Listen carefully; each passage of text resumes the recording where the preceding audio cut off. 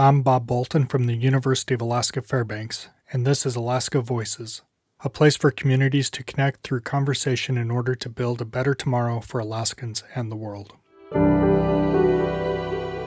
Originally, I grew up in Gakona, Alaska, Tyonek, Egypt, Idaho, Rampart, St. Lawrence Island, St. Paul. and I'm here with my student, my science buddy, my teacher, my homie. I'm his daughter. Hi, my name is Carrie Sorensen, age 28, and I am Tristan's partner/girlfriend. Hi, my name is Tristan Orth. My age is 27 years. My relationship to Carrie is I am her partner/boyfriend. So, Carrie. Yes, Tristan. Why engineering? Probably initially because I liked the idea of creating spaces where people would live their lives, spaces that they would enjoy. Any figures in your life that led to that decision? Yeah, my dad was a huge part of that decision. He is a civil engineer, and he would fix projects that had gone wrong and get them back on a time frame and a budget.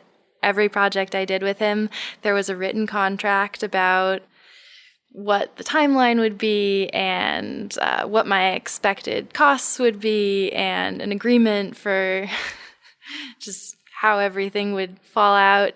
I think he definitely thought engineering would make me happy, and just because of how logical I am as a person. You graduated from your undergrad in 2013. Mm-hmm. At the same time, you also had to move many different places. It was kind of a upheaval moment in your life. You want to tell me about that?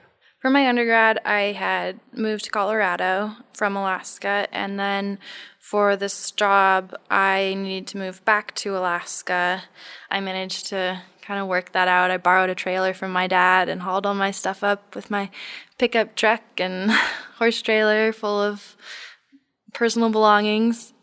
Originally, when I got there, I had really high hopes. I had negotiated a really good salary for myself. They wanted to start bringing in new engineers and mentoring them to kind of take these positions of engineers that were leaving. I was the only female engineer at the office and even at any of the projects that I worked at while I was there. Engineering is a very male predominant field, and so you get used to being around mostly men, but it was different being around men that were the same age as my dad and kind of looked at me like I was a daughter or somebody that they could treat like a daughter and just give me parental advice, not necessarily professional advice. In your experience, would you say that the expected perception between the male and female sexes in the workplace need to be changed? Yeah, I mean, definitely. A lot of the male engineers were invited to go out golfing and shooting, and I was never invited to do those things, even though I was also an engineer and actually a pretty great shot. A lot of times when the company would have events, I was seated at the table with other women who worked for the company, but that happened to be more part of the secretarial staff rather than with my engineering peers. I felt like I was transported back about 20, 30 years or something. Like, wait, didn't we already go over this? You know, women in the workforce, and why am I facing the same challenges that were supposedly conquered by my grandmother and my mother? You also had a tumultuous period there, probably your second summer. You weren't being supported by the university, and a lot of stuff happened in your life. You did other things. What were those? So I am getting my degree in interdisciplinary studies in transportation engineering and statistics. We all get our contracts about 2 weeks before the semester ends, and I noticed that the amount I was going to be paid for doing research as a research assistant was substantially smaller, in fact, half what I was paid the previous summer. And the person that had me sign my contract said, no, that was the number I was given. You'll have to talk to your advisor. And he said that it was a department decision to limit student research hours to 20 hours rather than 40 hours in the summers. I was like, oh, so the same goals that I was supposed to complete on 40 hours, I now have to complete on 20 hours. Okay, that sounds fair.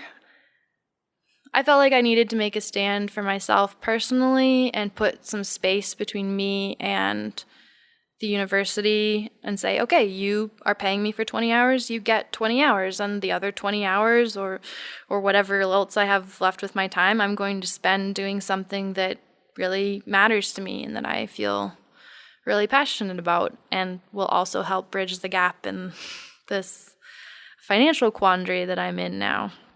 I finally reached out to my dad, who's starting a business on our family ranch, and he recommended that I come out and work for him and do manage projects out there for our ranch and also related to other ranches.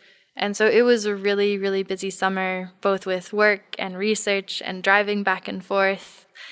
They didn't consult any of the graduate students. They didn't ask us how this would affect us. They didn't even give us any warning. They just gave us our contracts and expected us to sign them.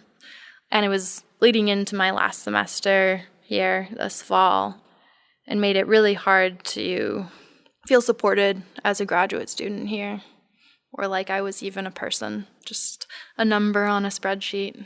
I know your dad uses stories to communicate with you a lot.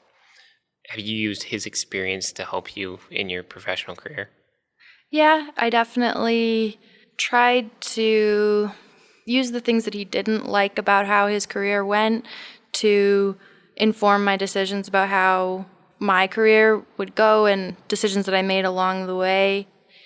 And my mom was a professional. She was a physical therapist, and she was such a huge role model in my life for what a woman can be and should be. And she really didn't take crap from anybody. I wanted to work for a company that valued me as a person, not as a robot or just this cog in a machine. I wanted to be seen as a human being who deserves to have a full life and to be compensated and respected accordingly. Alaska Voices builds bridges by creating a space where community members, friends, policymakers, and scientists can share stories and place-based knowledge. This project was developed in partnership with StoryCorps and was funded by the Alaska Climate Adaptation Science Center. Additional funding was provided by the University of Alaska Fairbanks Chancellor through a generous gift from the Bentley Family Trust. Alaska Voices would not be possible without the help and efforts of an amazing group of people. Our producer and audio engineer is Kelsey Skonberg of Mossy Stone Media. Our podcast and outreach specialist is Michael Deleu, and our website designer is Carolyn Rosner. If you are interested in more conversations or information, please visit our website at alaskavoices.org.